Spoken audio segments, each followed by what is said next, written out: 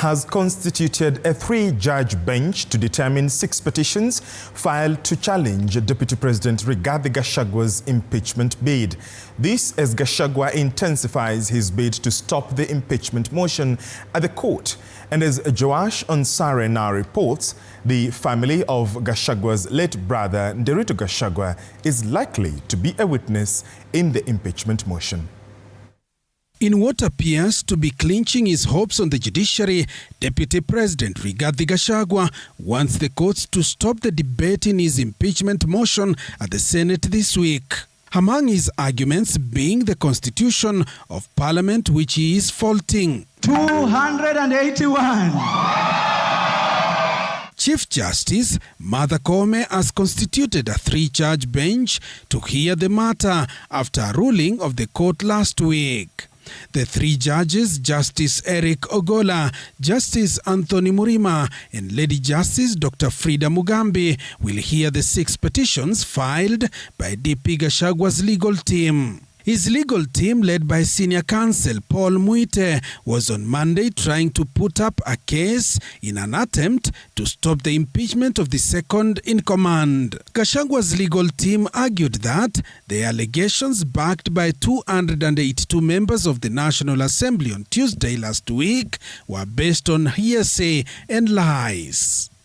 In this very weighty matter of impeachment of the Deputy President was in this case a sham. Gachagua is questioning the credibility of the public participation exercise that he says was shambolic and did not meet the constitutional threshold. Without any doubt whatsoever, the resolution of the National Assembly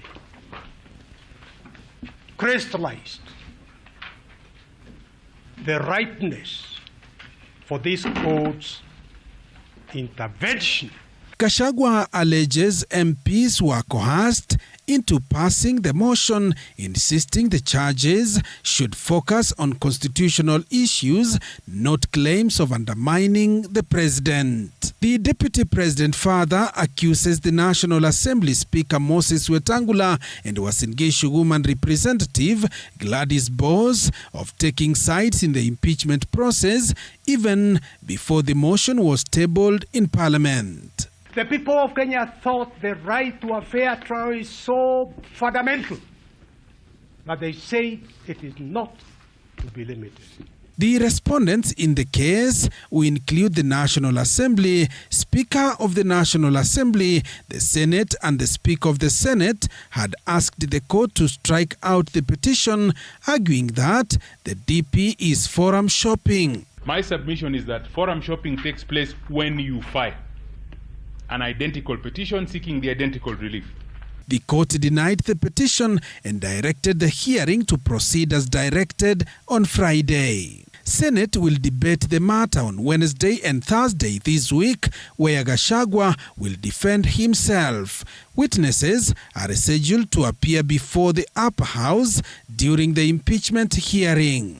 The witnesses include the Secretary to the Cabinet Mercy Wanjau, Nairobi Governor Johnson Sakaja, and former KEMSA acting CEO Andrew Mulwa. Sources, however, indicate that the family of Gachagua's late brother, Deputy Gachagua, might also testify in the impeachment motion.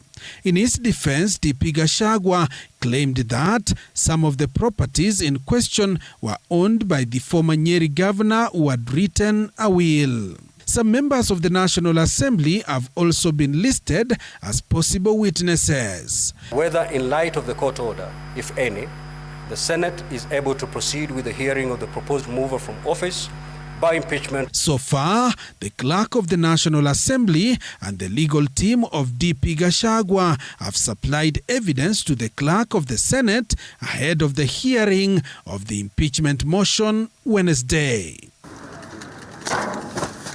Joash Onsare, TV 47, Nairobi.